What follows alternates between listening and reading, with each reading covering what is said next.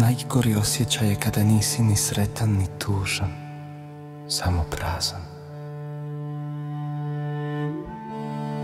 Postoje ljudi koje voliš toliko jako da im oprostiš i ono što nikome drugome ne bi. Ali na kraju shvatiš da, dok si praštao njima, izdao si sebe. Od nekih ljudi ostane samo ime koje više ne izgovaraš naglas. Postoje sjećanja koja bole kao svježa rana, iako su prošle godine. Jer vrijeme ne liječi sve, ono te samo nauči da se smiješ, dok unutra i dalje krvariš.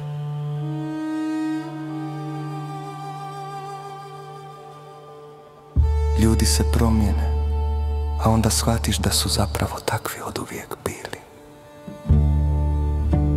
Nisu sve suze zbog tuge, neke su zbog nemoći.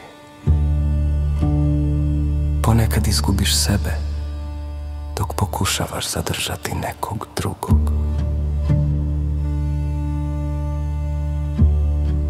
Najveća ironija života je što srce dajemo najviše onima koji ga najmanje cijene.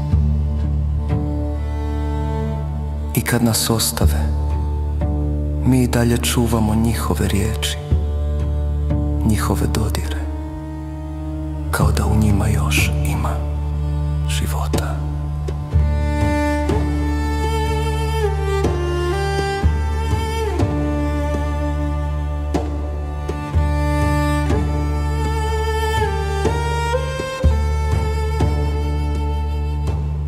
Tišina ponekad viče glasnije od bilo kakvih riječi.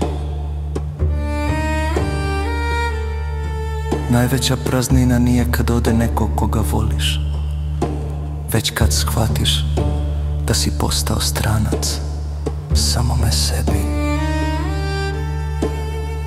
Jer si se toliko trudio da budeš ono što je drugima trebalo.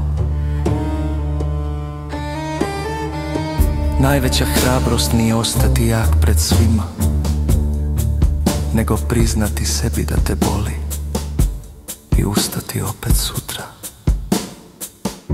Iako ne znaš imaš li više snage.